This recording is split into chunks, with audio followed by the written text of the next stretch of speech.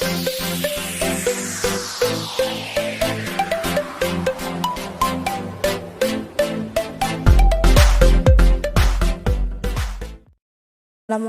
warahmatullahi wabarakatuh.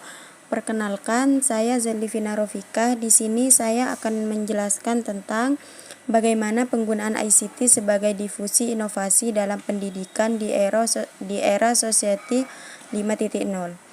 Penggunaan teknologi informasi dan komunikasi dalam pembelajaran dapat meningkatkan kualitas pembelajaran. Salah satunya adalah penggunaan e-learning sebagai bagian dari teknologi informasi dalam pembelajaran yang dapat meningkatkan kualitas pembelajaran. Teknologi dan komunikasi yang sering kita sebut dengan TIK mencakup dua aspek, yaitu teknologi informasi dan teknologi komunikasi. Teknologi informasi meliputi segala hal yang berkaitan dengan proses, penggunaan sebagai alat bantu, manipulasi, dan pengelolaan informasi.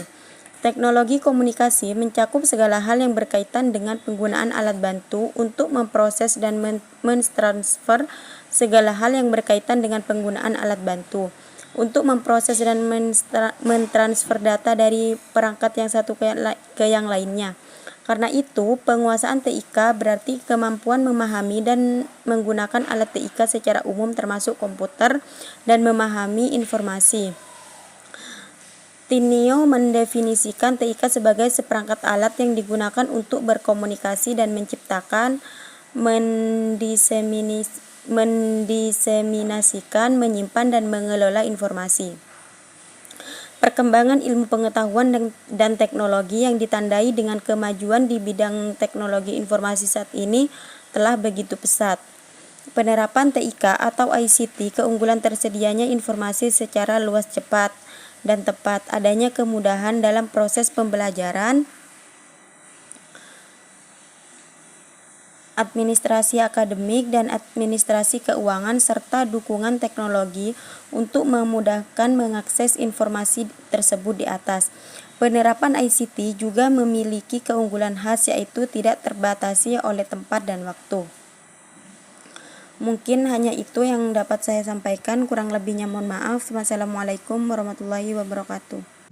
Selanjutnya, saya Revia Putri Agustina sebagai pemateri kedua akan menjelaskan mengenai apa saja hambatan penggunaan ICT sebagai difusi inovasi dalam pendidikan di era society. Nah, dalam penerapannya, dalam penggunaannya ICT, entah itu dalam dunia pendidikan, dalam dunia bisnis maupun dunia lainnya, itu akan ada hambatan-hambatan tertentu yang akan dihadapi. Tidak selamanya penggunaan sesuatu itu mulus adanya. Ada hambatan-hambatan tertentu.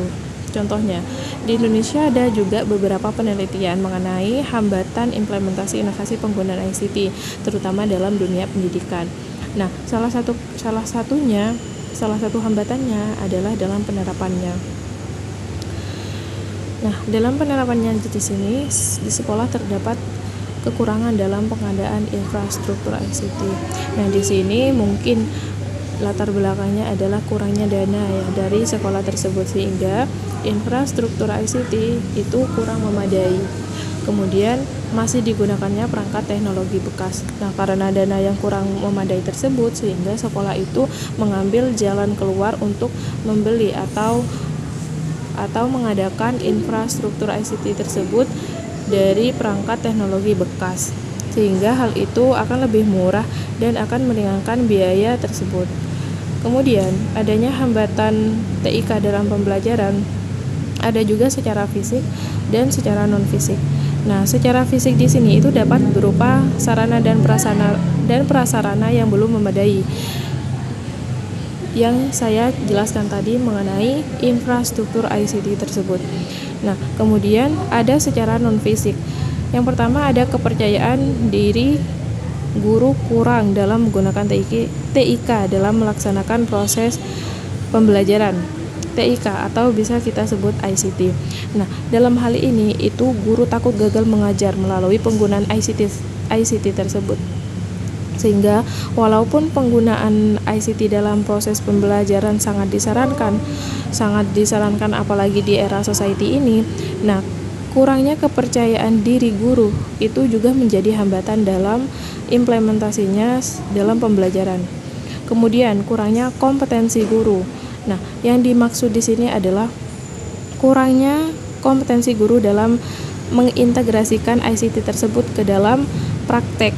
Nah, guru kurang menguasai praktek-praktek yang ada pada ICT tersebut, sehingga tidak memiliki pengetahuan dan keterampilan, bukan tidak memiliki, namun kurang memahami mengenai keterampilan dalam menggunakan ICT tersebut. Kemudian sikap guru dan resistensi yang melekat terhadap perubahan. Nah, sikap dan resistensi guru untuk mengubah tentang penggunaan strategi baru dengan adanya ICT ini dalam pembelajaran. Nah, hal ini dimaksudkan dengan sikap guru bahwa penggunaan ICT dalam pembelajaran itu tidak memiliki manfaat atau keuntungan yang jelas. Kemudian di sini guru juga terkadang merasa kurang dibutuhkan oleh siswa, karena dengan adanya ICT siswa akan mencari informasi sendiri, mengerjakan sendiri tanpa bantuan guru. Nah,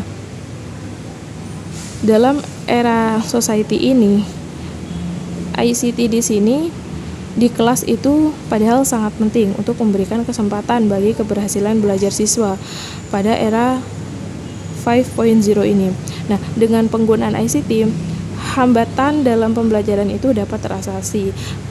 Oleh karena itu, hambatan penggunaan ICT sebagai difusi inovasi dalam pendidikan itu bisa diselesaikan dengan adanya pelatihan-pelatihan khusus terhadap guru maupun siswa tersebut. Kemudian kelengkapan infrastruktur sekolah tersebut, sehingga hambatan yang akan terjadi ketika menggunakan ICT itu bisa diselesaikan dengan baik. Nah, mungkin itu saja yang bisa saya sampaikan, dan selanjutnya akan dilanjutkan oleh pemateri ketiga. Saya Rara Bujit Islamia akan menjelaskan bagaimana implementasi penggunaan ICT sebagai difusi inovasi dalam pendidikan di era Society 5.0. Nah, berdasarkan penelitian di Amerika ditemukan beberapa hambatan sulitnya implementasi inovasi penggunaan ICT di dunia pendidikan, yakni bagi dunia akademik. Inovasi sulit disebarluaskan sebab seringkali inovasi membuat perubahan-perubahan besar sehingga ke akarnya disrupsi dan memaksa akademisi dan staf administrasi untuk keluar dari zona nyamannya belajar hal baru. Nah, hal ini disebabkan karena adanya disrupsi. Disrupsi ini yaitu di mana perubahan-perubahan terhadap teknologi terjadi secara besar-besaran sehingga mengubah sistem dan tatanan kehidupan masyarakat secara luas. Nah, di sini disrupsi dianggap sebagai kerugian karena mengubah inovasi-inovasi yang telah ada sebelumnya. Nah, karena inovasi di sini telah karena disrupsi ini sudah mengubah inovasi yang telah ada, maka akademis dan staf administrasi harus mau atau tidak mau keluar dari zona nyamannya dan membuat inovasi yang selaras dengan disrupsi tersebut. Pendidik dan tenaga pendidik seringkali waspada atas ketidakpastian atas hal baru yang menghalangi adanya inovasi dalam penggunaan teknologi dalam dunia pendidikan. Nah, pendidik dan tenaga pendidik sering khawatir karena adanya inovasi yang harus diikuti oleh pendidik, karena takut inovasi tersebut akan menimbulkan hal-hal yang tidak diinginkan dan siswa tidak bijak dalam menghadapi inovasi tersebut.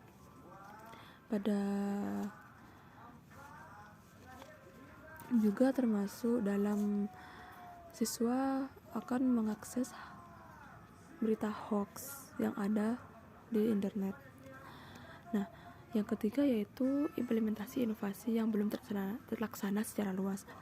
Di sini implementasi inovasi belum terlaksana secara luas karena kita hanya ada di dalam zona nyaman kita dan tidak ingin keluar.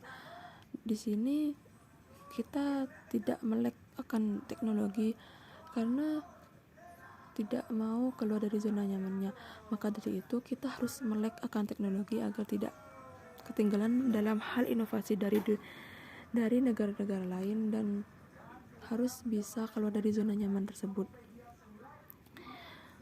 Dari apa yang kami jelaskan, maka dapat disimpulkan bahwa dalam menghadapi era Society 5.0, penggunaan ICT sangatlah penting karena pada era ini semua sudah menggunakan teknologi dalam banyak hal, apalagi dalam dunia pendidikan yang merupakan sebuah yang tidak bisa ditawar. Meskipun dalam penerapannya masih banyak kendala, tetapi masih bisa diatasi dengan pelatihan-pelatihan dalam menerapkannya. Dengan ICT, belajar tidak lagi tentang ruang dan waktu, sebab bisa digunakan kapan dan di mana saja. Sekian dari kelompok kami, kurang lebihnya mohon maaf. Wassalamualaikum warahmatullahi wabarakatuh.